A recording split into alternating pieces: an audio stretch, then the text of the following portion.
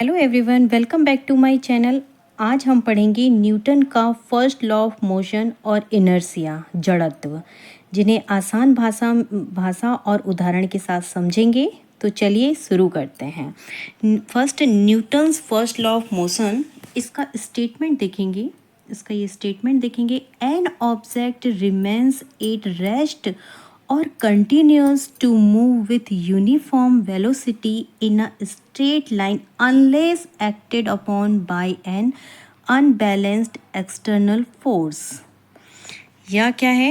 और no external force is required to keep an object in its state of rest or uniform motion। मतलब वस्तु अपनी गति की स्थिति को तब तक बनाए रखती है जब तक उस पर बाह्य असंतुलित बल ना लगे। मतलब कोई भी ऑब्जेक्ट है, कोई भी वस्तु है, वो अपनी गति की स्थिति तब तक गति करती रहेगी तब तक कि उस पर बाहरी बल ना लगाया जाए। और ठीक है, और क्या है? No external force is required, मतलब वस्तु को अपनी गति की स्थिति को बनाए रखने के लिए बाह्य बल की आवश्यकता नहीं होती। उसको वो यूनिफॉर्म मोशन में है, इस स्थिति को बनाए रखने के लिए इस पर कोई एक्सटर्नल फोर्स या बाहरी बल की आवश्यकता नहीं होती। ठीक है, अब न्यूटन्स लॉ ऑफ मोशन, इसके प्रकार देखेंगे। फर्स्ट क्या है? Law of inertia. First law कैसा है? लॉ ऑफ इनर्शिया मतलब जड़त्व का नियम है फर्स्ट लॉ। सेकंड है लॉ ऑफ फोर्स, मतलब फोर्स, गति का द्वितीय नियम, बल से रिलेटेड है।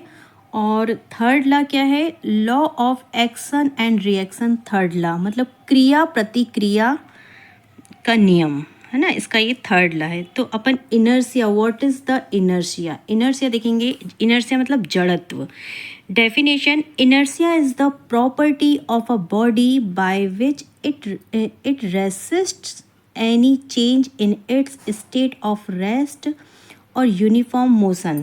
मतलब वस्तु का वह गुण जिसके कारण वस्तु अपनी गति की स्थिति को बनाए रखती है ना। मतलब वस्तु की वो प्रॉपर्टी जिसके कारण वस्तु अपनी गति की स्थिति को बनाए रखती है ना, जब तक कि उस पर कोई एक्सटर्नल फोर्स ये सब ना लगाया जाए। इम्पॉर्टेंट पॉइंट्स क्या है? Inertia is directly proportional to the mass of an object। तो greater the mass greater is the inertia, है ना। इट इज द इनर्शिया मतलब जड़त्व जो है वो द्रव्यमान की सीधी प्रोपोर्शनल होती है, मतलब समानुपाती होती है। एग्जाम्पल देखते हैं। जैसे एग्जाम्पल क्या है?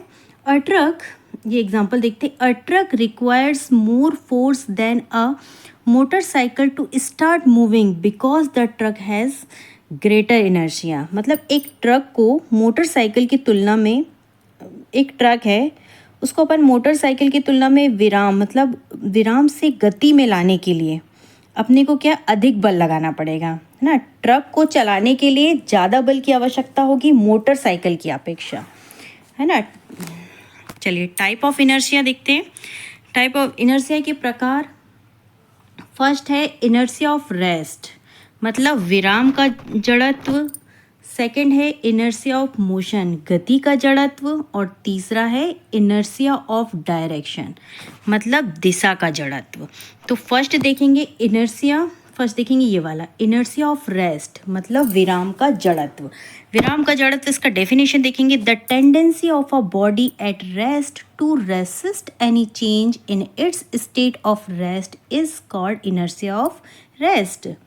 मतलब जब किसी स्थिर या विराम वस्तु पर बाह्य लगाया जाता है तो यह अपनी विराम की स्थिति में परिवर्तन का विरोध करती है।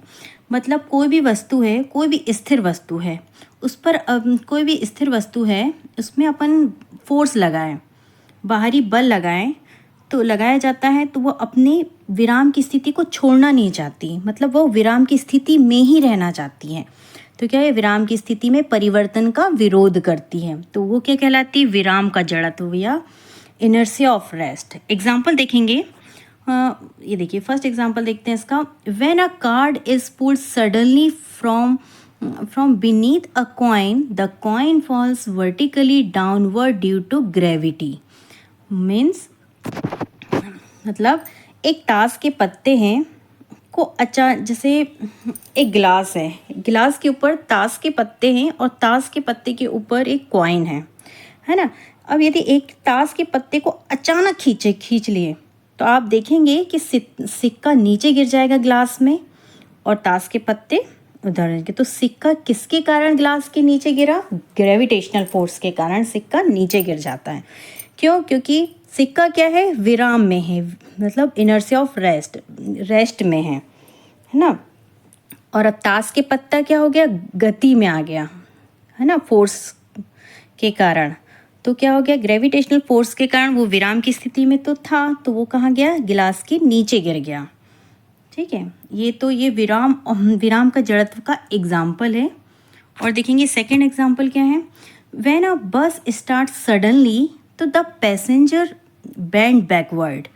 मतलब आप देखेंगे कि जब भी आप देखेंगे कि यदि कोई बस है अचानक से चलना प्रारंभ कर दे तो बस में बैठा व्यक्ति पीछे की ओर झुक जाता है। आप भी बैठे होंगे और आप अक्सर देखा होगा आपने भी कि अक्सर बस में बैठा हुआ व्यक्ति पीछे की ओर झुक जाता है जब अचानक बस चलती है। इसका कारण क्या होता है?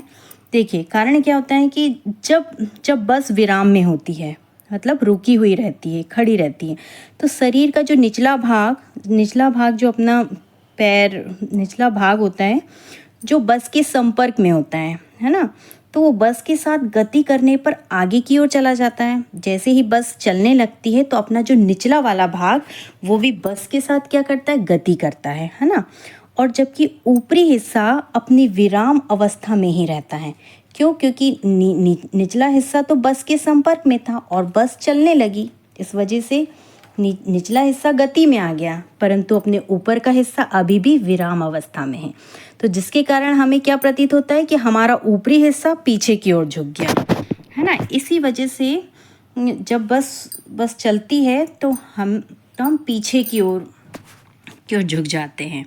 इसका रीज़न ये है ना। तो ये रीज़न भी मैंने लिखा है।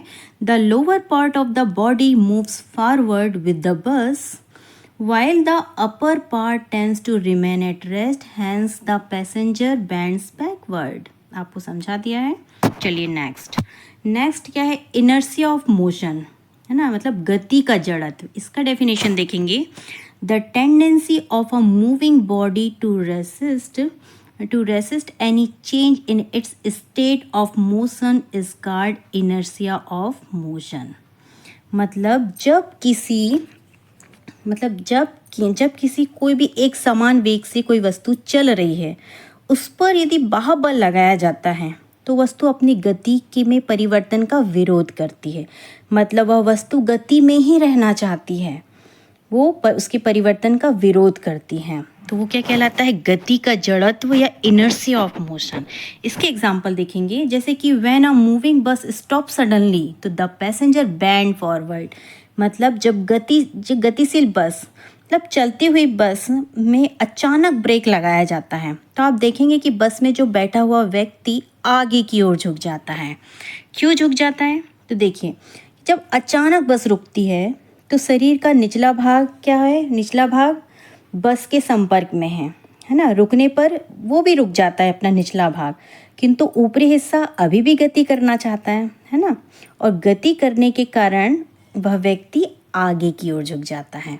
और निचला हिस्सा क्या है? जो कि बस के संपर्क में है, तो जैसे ही बस रुकती है वैसे ही अपना निचला हिस्सा भी रुक जाता है, पर ऊपरी हिस्सा आगे की ओर झुक जाता है ना। इसका रीज़न है, देखिए, the lower part of the body stops with the bus but the upper part tends to continue moving, therefore the passenger bend forward, है ना।